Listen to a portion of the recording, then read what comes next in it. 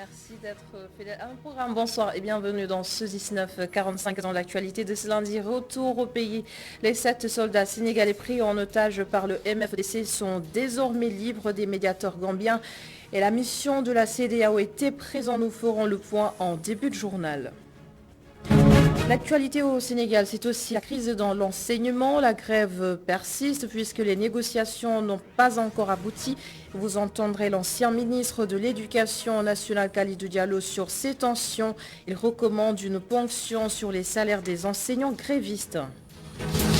Les syndicalistes en question ont aussitôt réagi. Le SAEM s'invite l'ancien ministre Khalidou Diallo à revoir sa posture. Une retenue sur salaire n'est pas la solution à préconiser.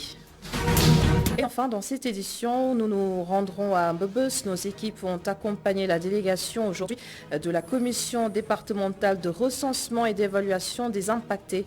Une visite de terrain pour préparer le lancement des opérations de recensement des impactés de la décharge. Tout de suite.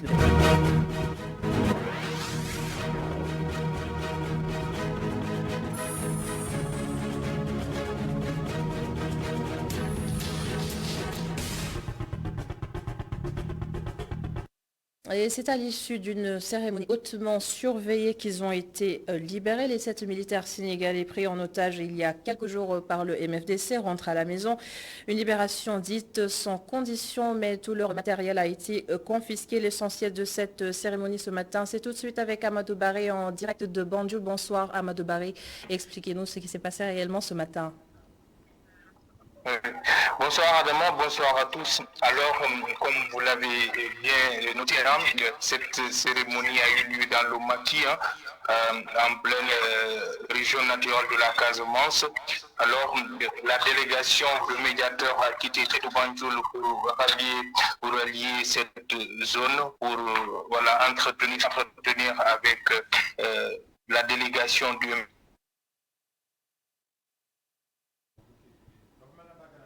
MFDC lourdement armés. Alors les conditions, les contours de cette libération ont été très tôt posés. Il n'y a pas de conditions. Pour un motif humanitaire, pour des raisons humanitaires, ils seront libérés. Ils préfèrent libérer les 7 soldats après 20 jours de captivité dans le maquis. Alors ils les ont rendus à la délégation de médiateurs. Au bout de 2 heures de discussion, alors il y a eu quand même échange de bonnes paroles entre eux. Il y a eu inventeur quand même de effets personnels de soldats comme leur montre, leur portable, leur gilet pare-balles entre autres. Alors, mais le seul bémol qui a un peu gâché la fête, c'est après avoir restitué tous leurs biens, le médecin a signifié aux médiateurs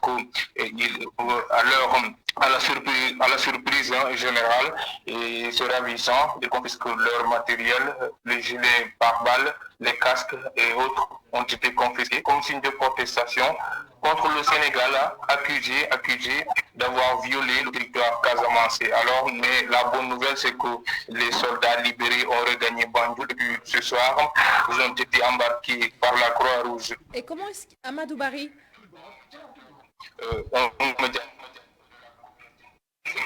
ils passeront ce soir leur première nuit, leur première nuit de liberté, avant de regagner sous peu le Sénégal, leur Sénégal natal. Et comment est-ce qu'ils vont, ces soldats? Oui, ils sont arrivés au bout de 2 heures de discussion dans le maquis. Voilà, à les apercevoir, on sent une certaine fatigue, et même si ils le cachent pas, ils sont soulagés. Rappelez-vous qu'ils ont été capturés le 24 janvier dernier, il y a cela 20 jours.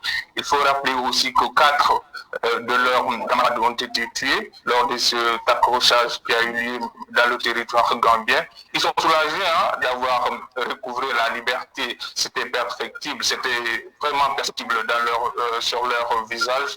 mais une certaine fatigue, celui quand même sur leur visage et une certaine quand même gêne, parce que vous imaginez, ils sont arrivés accompagnés des éléments de MFDC lourdement armés, alors certains visages étaient masqués, on sentait une certaine gêne car ça fait 20 jours peut-être qu'ils n'avaient pas mis la tête dehors. Donc le fait de se présenter devant une délégation d'une cinquantaine de personnes, dont beaucoup de caméras et tout ça, on a perçu quand même une certaine gêne. Et surtout Adama, le fait de confisquer leur matériel, leurs effets personnels comme les montres, comme les casques, on l'a dit, comme aussi les gilets pare-balles, ça a un peu douché la médiation a essayé de raisonner le MFDC. Ils ont proposé une fin de non-recevoir, prétextant que c'est un ordre venu de la hiérarchie. On rappelle que la délégation du MFDC avait été représentée par le commandant des opérations au nom de Pape Sané, en l'absence du dirigeant de l'heure dure du MFDC, Salif Sadio Adama. Oui.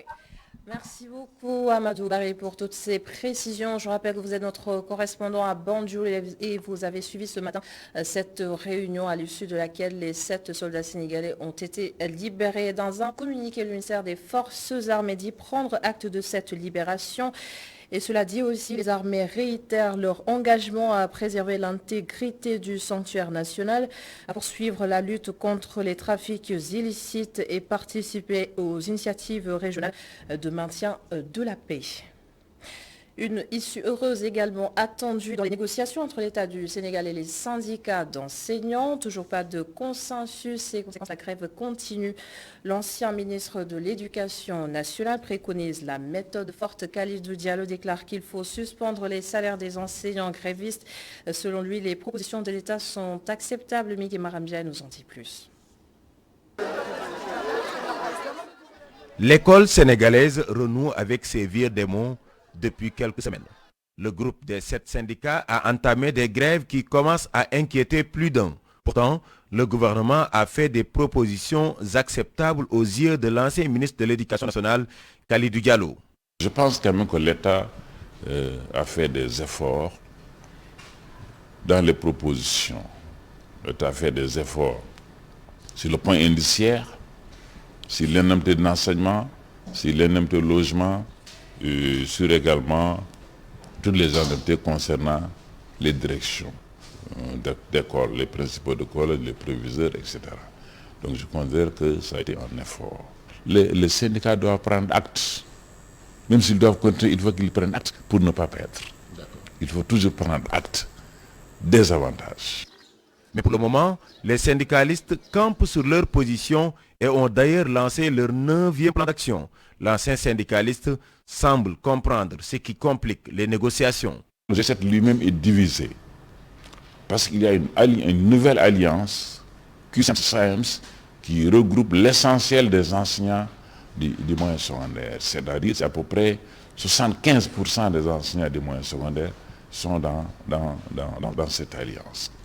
Et ce sont ces gens-là qui étaient en grève pendant plusieurs semaines et qui n'ont pas été convoqués sur les négociations. Il y a eu beaucoup de retard, tandis que le G5 qui regroupe les syndicats de l'élémentaire et les inspecteurs ont fait la grève il y a juste une semaine et ils ont négocié ensemble. Je pense que la stratégie du gouvernement, la stratégie de négociation du gouvernement ne va pas permettre facilement à bien sûr régler les choses. Alors, comment mettre fin définitivement à ces grèves? L'ancien ministre de l'Éducation nationale est catégorique. L'État doit sévir avec des ponctions sur les salaires. L'État doit respecter le droit de grève, le droit de négociation collective, négocier. Mais également, l'État doit respecter le texte qui règle le syndicalisme. C'est-à-dire, le salaire, c'est après le travail fait. Eh bien, quand l'État fait tout, bien, les gens continuent à faire grève, il faut que l'État fasse son travail, il fasse respecter les textes. Celui qui ne travaille pas n'a pas droit au salaire. Sinon, l'État n'a qu'à payer tous les chômeurs du Sénégal. Ça a été ma position de toujours. Kalidou Diallo, ministre de l'Éducation nationale entre 2008 et 2012, invite ses camarades syndicalistes à mettre en avant l'intérêt des enfants et l'État à respecter les accords signés. Et voici la réponse du SAEMS sur la ponction des salaires proposée par l'ancien ministre de l'Éducation. Le syndicat d'enseignants désapprouve une telle posture et soutient que ce n'est pas la bonne solution. Tamsir Bahoum du SAEMS répondait aux questions de Malik Sissé dans Ken Waskan 8 cet après-midi sur ITV. Ça, c'est le droit régalien de l'État du Sénégal de faire des ponctions sur des heures non faites. Et à partir de ce moment, donc, on n'a pas de problème là-dessus. L'essentiel, que ça réponde aux critères fixés. C'est-à-dire qu'il faut quand même qu'il y ait un préalable. Et ce préalable, c'est quand même de montrer à l'enseignant qu'il était absent tel jour pour des raisons de grève et qu'il émarge effectivement véritablement la fiche et à partir du moment où on envoie. Si c'est à ce niveau, on n'a pas de problème là-dessus parce que c'est la loi que nous sommes c'est la loi qui nous permet d'aller en grève et donc qui va permettre au gouvernement véritablement de faire des ponctions sur les salaires sur les heures non faites. C'est Kalidou qui le parle. On passe parce que c'est LN2 1. Comprenez, c'est zéro pour les enseignants que nous constituons parce que Kalidou est en perte de vitesse. C'est la réponse que j'ai pour ce monsieur. Nous avons décidé de lancer le 9e plan d'action qui s'articule comme suit. Mardi 15 janvier, débrayage à 9h dans tous les lycées et collèges du Sénégal, suivi d'assemblée générale départementale. Et je le dis ici, demain mois, je serai déjà au lycée d'Imamoulaye où je vais animer une assemblée générale départementale dans le Guédiawaye. Au moment où je serai, nous avons envoyé depuis ce matin des missions dans la région de Tambacounda pour faire tous les départements de la région de Tambacounda d'ici au vendredi. Et le mercredi aussi, nous allons observer un débrayage à partir de 9h et nous allons tenir une conférence de presse conjointe entre le SAEMS et le PUSAM pour en tout cas informer l'opinion nationale et internationale sur les risques qui en tout cas vont se poser sur l'avenir de l'école sénégalaise. En attendant une sortie de crise, les initiatives ne manquent pas pour combler le vide. Dans certains établissements scolaires, les élèves s'organisent pour des travaux de groupe. Mamadou Siabarasso nous montre comment cela se passe.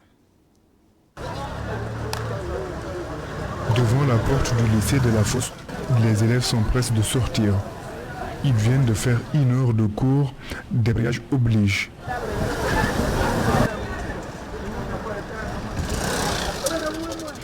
Seydou Nourroussi, élève en classe de première, ne supporte plus cette situation, devenue presque une routine. Il rentre à chaque fois.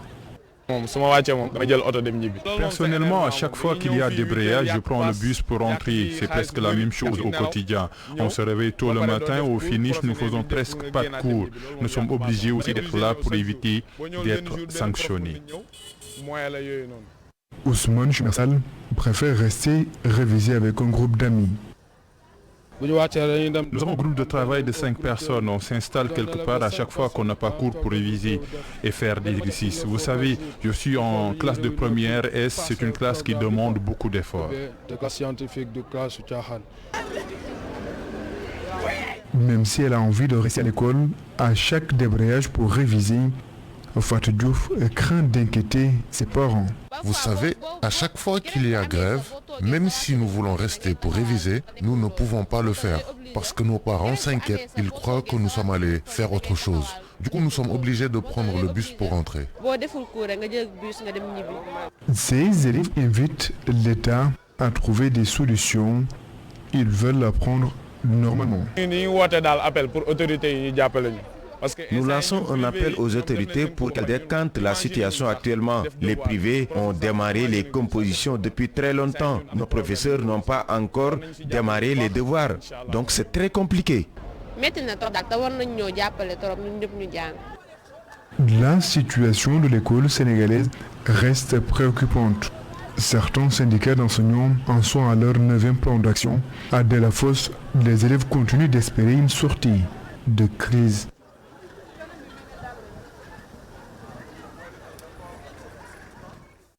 Et à côté des enseignants, il y a aussi des agents de la SAFCO qui réclament 4 mois de salaire. Plus de 500 agents de la Société d'aménagement de la Petite Côte sont concernés. Ils ont tenu un sitting aujourd'hui devant les locaux de la Direction générale. Le compte-rendu est signé Mamadou Dian Babacar Diop. Les agents de la Société d'aménagement de la Petite Côte ont déversé leur colère devant les locaux de la SAFCO.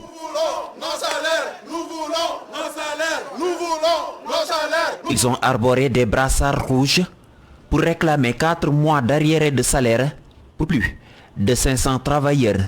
Une situation qu'ils jugent insupportable. Des retards de salaire récurrents. Mais comment un travailleur peut travailler pendant 3 mois, voire 4, il ne reçoit pas de salaire? Nos salaires de novembre ont été payés le 17 décembre. Les agents qui ont eu des prêts dans la banque ont tous eu des négatifs dans leur compte. Les banques les appellent de jour comme de nuit. Les démarches n'ont pas manqué auprès de la direction pour tenter de comprendre leur situation, selon ces agents. Mais les portes leur sont fermées. La direction ne s'exprime pas. La direction ne parle pas à ses agents. Ne leur dit pas pourquoi ce retard des salaires. Nous ne réclamons pas uniquement les salaires. Parce que le travail même, on ne connaît pas quelle est sa feuille de route. Quand vous êtes installé, vous venez déclarer votre feuille de route, vous allez voir vos agents, vous discutez avec eux, vous leur dites ce que vous voulez faire. La SAPCO, c'est le moteur du tourisme au Sénégal. Mais depuis qu'il est arrivé, on ne sait pas ce qu'il veut faire. Il ne parle même pas à ses collaborateurs. Comment il peut parler à ses agents? Un sit-in sous le regard impuissant des forces de l'ordre. Ces agents de la SAPCO ne comptent pas lâcher prise, disent-ils, jusqu'à ce qu'ils entrent en possession de leur salaire. D'autres plans d'action sont prévus. Et les précisions du directeur général de la SAPCO, il ne s'agirait pas de 4 mois d'arriérés, mais plutôt 2. Les démarches ont d'ailleurs été entamées pour le paiement de ces salaires. Amadou Mamdiop, que nous écoutons. Nous comprenons parfaitement leurs revendications dans la mesure où tout travailleur est en droit de s'attendre à la perception de son salaire. Juste préciser que c'est 2 mois et que c'est en cours de règlement. Des actions ont été enclenchées avant même le remue-ménage de ce matin, donc en voie de règlement. Au-delà de ces règlements ponctuels, ce qu'il faut sont des solutions durables et structurelles qui viendront à bout de ces problèmes. Donc, effectivement, la direction générale de la SAPCO travaille en relation avec les autorités. Ils disent que vous n'êtes pas accessible, que vos portes sont fermées. Ces travailleurs sont partis même jusqu'à décrier un tout petit peu votre gestion. Vous me permettez, je ne pourrais pas, nous n'entrerons pas dans les considérations de ce genre. Il y a un conseil d'administration et une tutelle à laquelle la direction générale de la SAPCO rencontre. Nous laissons la responsabilité de telles accusations à leurs auteurs, la réponse adéquate. L'autre titre de ce lundi, le projet de fermeture de la décharge de Mbobos se confirme de plus en plus. Plus de 2000 personnes doivent libérer les emprises de la décharge et les opérations de recensement de ces impactés seront bientôt lancées. Une délégation de la commission départementale de recensement et d'évaluation était en visite de terrain aujourd'hui accompagnée de nos reporters Pam Ibrahim Andjaï et Sidignan. Tous les chemins mènent à Mbobos pour ces camions qui récupèrent les déchets ménagers de la capitale sénégalaise. Un chemin, une décharge que l'État veut réhabiliter, un travail colossal pour la commission départementale de recensement, d'évaluation des impôts de Kermassar. Donc aujourd'hui, cette visite nous a permis de voir avec le tracé du projet qu'il y aura des maisons qui seront impactées, il y aura des infrastructures publiques qui seront impactées, il y aura également des champs, en plus des récupérateurs qui sont au niveau de la décharge. Donc la commission aura pour tâche de les recevoir, de les recenser d'abord, d'évaluer les impenses qui seront impactées et d'organiser des sessions de conciliation en vue de fixer les indemnités qui leur seront payées avant de procéder maintenant au épuisement. Une fois l'étape de recensement et de compensation tournée, c'est au projet de promotion de la gestion intégrée et de l'économie des déchets solides au Sénégal de lancer la première phase. Au troisième trimestre de l'année, nous allons démarrer officiellement les travaux de la réhabilitation de la décharge de Mbobos qui va se faire pour préciser en 2 phases. On va d'abord entamer la première phase, à peu près 50 hectares, qui va permettre quand même de remodeler le massif, d'imperméabiliser ce massif et de faire des plantations pour quand même permettre quand même que la déchet soit beaucoup plus attractive avec des pistes de santé, des aires de jeu, de même que des terrains multifonctionnels. Mais aussi on va implanter un centre de tri et de transfert ainsi qu'une plateforme de compostage qui va permettre comme à la déchet de continuer à récupérer, à recevoir des déchets mais qui vont être traités de manière beaucoup plus aux normes. Les autorités récupérateurs parlent aujourd'hui le même langage pour améliorer le visage hideux de la décharge. Il faut changer la physionomie de la décharge, qui aujourd'hui se présente comme une épine plantée au pied de la commune. Alors si la décharge est réaménagée, réhabilitée, je pense que la commune et les communes environnantes y trouveront leur compte. Le chef de l'État ñëw na ba fii lancé projet bi ne yéen récupérateurs yi dama bëgg projet bi bu ngeen gis ci seen bopp te loolu yëpp ñu xam ne projet bi lors du lancement du projet par le président de la République, il a déclaré que les récupérateurs seront pris en compte. Donc aussi nous serons affectés, ces propos nous ont rassurés. Après les réticences, le doute, l'État et les acteurs de la décharge coopèrent pour changer le visage de Mbebes en attendant sa fermeture. Ils veulent garder le même espoir tout en accélérant la cadence.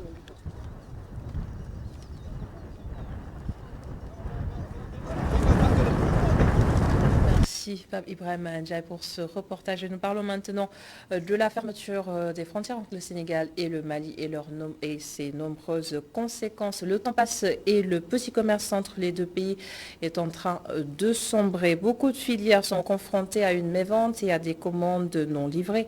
Et c'est le cas des artisans cordonniers que nos équipes ont rencontrés. Regardez.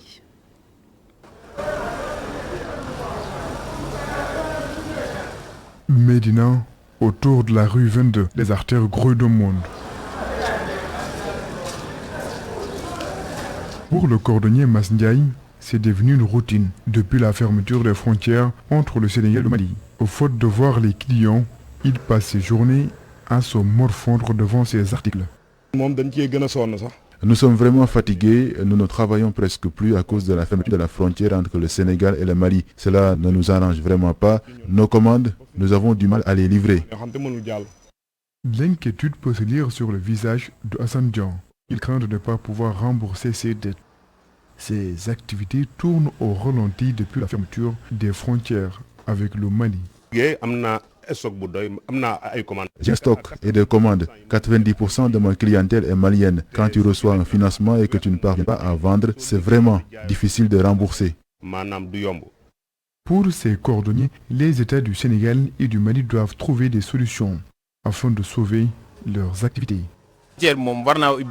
Nous sommes vraiment fatigués, même s'il s'agit des questions politiques. Ils doivent penser à cette jeunesse qui travaille et dépend en grande partie du corridor. S'ils pouvaient laisser circuler nos marchandises, ce serait très bien. On pourra dès lors livrer nos commandes. Avec cette crise, la promotion du consommé local devrait être la solution dans le futur. Le président Macky Sall et les députés doivent être les premiers à promouvoir le consommé local. Je pense que cela pourrait arranger bon nombre. La fermeture de la frontière entre le Sénégal et le Mali a beaucoup d'impact sur le travail des cordonniers. Ces derniers se sont retrouvés avec des stocks invendus malgré les commandes.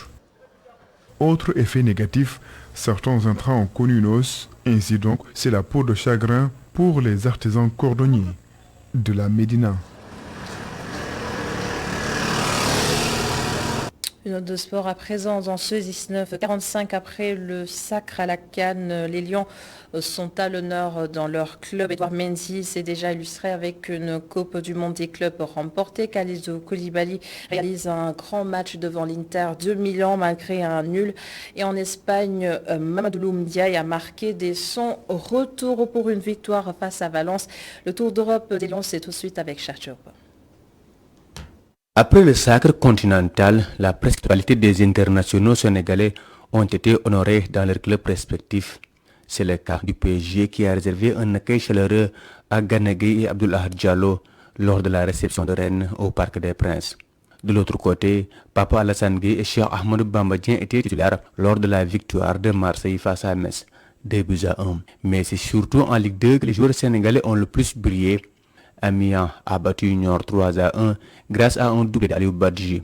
3-0, c'est le score entre le Paris FC et Quevilly, avec le premier but de Mamadou Lamine Gueye sous ses nouvelles couleurs.